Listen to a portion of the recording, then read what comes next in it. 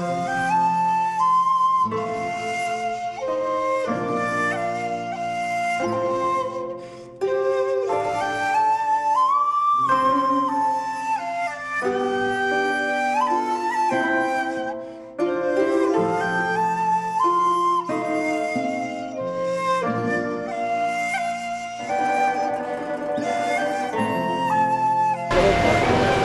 آئیے حضرات میں نعت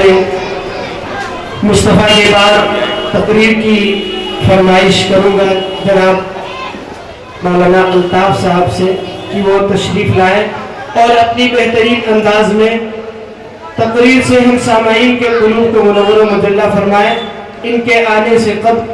میں یہی کہوں گا کہ تاجدار فصاحت چلے آئیے، تاجدار فصاحت چلے آئیے، بادشاہ بلاغت چلے آئیے، لے کے گلزار طیبہ کی گل کی مہک، لے کے گلزار طیبہ کی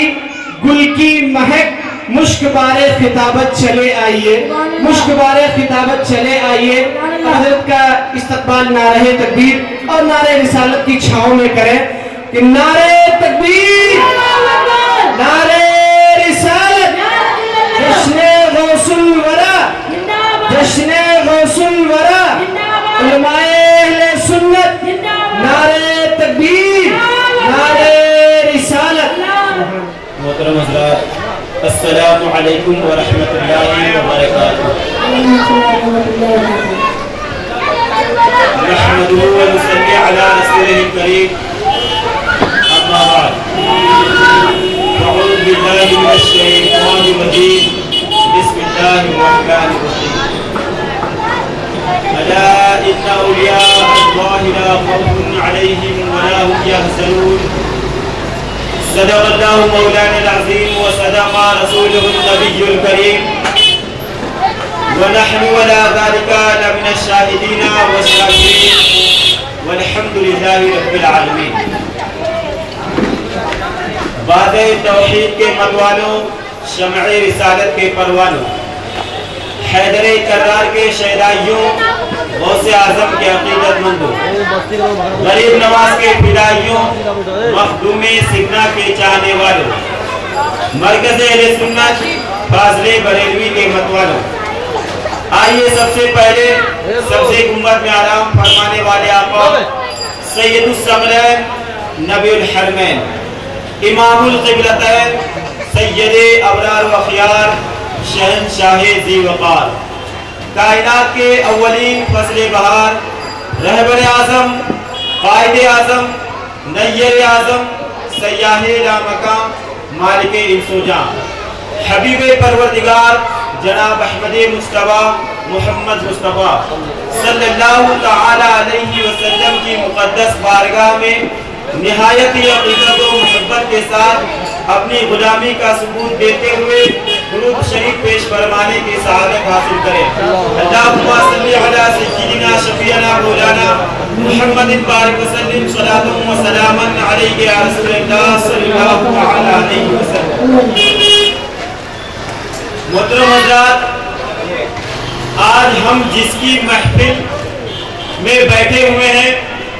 جس کی طرف یہ محفل منسوب ہے، اسے سیدنا شیخ عبد القادر محی الدین جیلانی بڑے پیر دستگیر روشن ضمیر حضور غوث اعظم رضی اللہ تعالیٰ عنہ کے نام سے جانا اور پہچانا جاتا ہے۔ حضور غوث اعظم رضی اللہ تعالیٰ عنہ پیدائشی ولی ہیں۔ آپ حسنی اور حسینی دونوں سید ہیں، یعنی آپ کا نسب حضرت امام حسن رضی اللہ تعالیٰ عنہ سے بھی جا ملتا ہے اور حضرت امام حسین رضی اللہ تعالیٰ عنہ سے بھی جا ملتا ہے، اسی لیے آپ حسنی اور حسینی سید کہلاتے ہیں، کیونکہ آپ کے جو والد حضرت ابو صالح موسیٰ جنگی دوست تھے، یہ حسنی سید ہیں، اور جو آپ کی ماں حضرت فاطمہ ام الخیر رضی اللہ تعالیٰ عنہ ہیں، یہ حسینی سید ہیں۔ برادران ملت اسلامیہ، جیسا کہ آپ سب کو معلوم ہے کہ حضور غوث اعظم رضی اللہ تعالیٰ عنہ جب پہلی مرتبہ مکتب میں جاتے ہیں، جانے کے بعد جب ان کے استاد نے کہا پڑھیے بیٹا، بسم اللہ الرحمن الرحیم، تو حضور غوث اعظم رضی اللہ تعالیٰ عنہ نے بسم اللہ الرحمن الرحیم سے شروع کیا تھا، اور مختلف روایتیں، ایک روایت میں یہ ہے کہ آپ نے 17 پارے تک پڑھ ڈالا، اور ایک روایت میں یہ کہ آپ نے 18 پارے تک پورا مکمل پڑھ ڈالا۔ برادران ملت اسلامیہ، جب استاذ محترم نے حضور غوث اعظم رضی اللہ تعالیٰ عنہ سے پوچھا، اس وقت حضور غوث اعظم رضی اللہ تعالیٰ عنہ کی عمر شریف 4 سال 4 مہینے 4 دن کی تھی۔ استاد نے پوچھا، ہے بچے، میں نے صرف تم کو بسم اللہ الرحمن الرحیم پڑھنے کے لیے کہا، باقی اور کچھ نہیں کہا تھا، میں نے تم کو کچھ پڑھایا بھی نہیں، پھر تم نے بسم اللہ الرحمن الرحیم سے شروع کیا اور 18 پارے تک کیسے حفظ کر لیا، کیسے یاد کر کے ہم کو سنا دیا۔ برادران ملت اسلامیہ، حضور غوث اعظم رضی اللہ تعالیٰ عنہ ارشاد فرماتے ہیں کہ جب میں اپنی ماں کے پیٹ میں تھا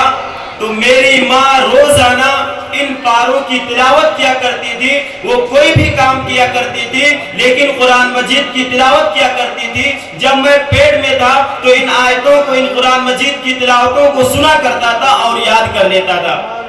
برادران ملت اسلامیہ، دیکھا آپ نے، حضور غوث اعظم رضی اللہ تعالیٰ عنہ پیدائشی ولی ہے۔ آپ جب مکتب میں جاتے ہیں تو 18 پارے اپنے استاد کو سنا دیتے ہیں۔ آئیے ہم دیکھتے ہیں کہ حضور غوث اعظم رضی اللہ تعالیٰ عنہ اس مقام تک پہنچے، لیکن ان کے والد اور ان کی والدہ کا کیا حال تھا۔ ان کے والد حضرت ابو صالح موسیٰ جنگی دوست رحمت اللہ علیہ، اللہ کے بہت پیارے اور نیک بندے گزرے ہیں۔ ایک مرتبہ آپ ندی کے کنارے سے جا رہے تھے کہ آپ کو بھوک لگی ہوئی تھی اور آپ کی نظر ایک بہتے ہوئے سیب پر پڑتی ہے۔ حضور غوث اعظم رضی اللہ تعالیٰ عنہ کے والد ماجد نے اس سیب کو اٹھایا، اٹھانے کے بعد اس میں سے آپ کھا لیتے ہیں۔ کھانے کے بعد آپ نے احساس کیا کہ میں نے اس کے مالک سے پوچھا نہیں، بغیر اجازت کے میں نے سیب کو کھا لیا ہے، لہٰذا پہلے مجھے اس کے مالک سے اجازت لینی چاہیے تھی۔ برادران ملت اسلامیہ، حضرت ابو صالح موسیٰ جنگی دوست رحمت اللہ علیہ وہ سیب جس طرف سے بہ کر آیا تھا اس کی طرف آپ روانہ ہو جاتے ہیں۔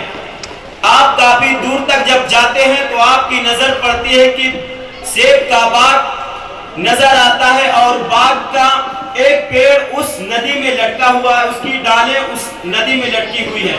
حضرت ابو صالح موسیٰ جنگی دوست رحمت اللہ علیہ سمجھ جاتے ہیں ہو نہ ہو یہ سیب جو ہے اسی باغ کا ہے۔ حضرت ابو صالح اس باغ میں داخل ہوتے ہیں اور اس کے مالک سے ملتے ہیں۔ برادران ملت اسلامیہ، اس باغ کا مالک بھی اللہ تبارک و تعالیٰ کا بہت ہی فرما بردار بندہ اور اللہ کے ولی تھے، جن کا نام حضرت سمعی رضی اللہ تعالیٰ عنہ ہے، جو حضرت غوث اعظم رضی اللہ تعالیٰ عنہ کے نانا جان ہیں۔ حضرت ابو صالح رضی اللہ تعالیٰ عنہ جاتے ہیں اور کہتے ہیں کہ میں نے آپ سے بغیر پوچھے آپ کے سیب کو کھا لیا ہے، آپ مجھے معاف کر دیجئے، تاکہ اللہ تبارک و تعالیٰ کے سامنے جب اللہ تبارک و تعالیٰ مجھ سے پوچھے کیا تم نے جب سیب کھایا تھا تو اس کے مالک سے پوچھا تھا تو میں کہہ سکوں کہ ہاں میں نے اجازت دے دی۔ برادران ملت اسلامیہ، حضرت سمعی رحمت اللہ علیہ ارشاد فرماتے ہیں نہیں، میں تمہیں نہیں معاف کروں گا، بلکہ اس وقت تمہیں معاف کروں گا جب تم میری 2 باتوں کو مانو گے۔ تو حضور ابو صالح رحمت اللہ علیہ فرماتے ہیں ٹھیک ہے، میں تمہاری باتوں کو ماننے کے لیے تیار ہوں، بتائیے وہ 2 باتیں کیا ہیں۔ تو حضرت ابو سمعی رحمت اللہ علیہ ارشاد فرماتے ہیں ایک تو آپ میری بات کی رکھوالی کریں گے، وَمَا عَلَيْنَا إِلَّا الْبَلَاغُ، السلام علیکم ورحمۃ اللہ وبرکاتہ۔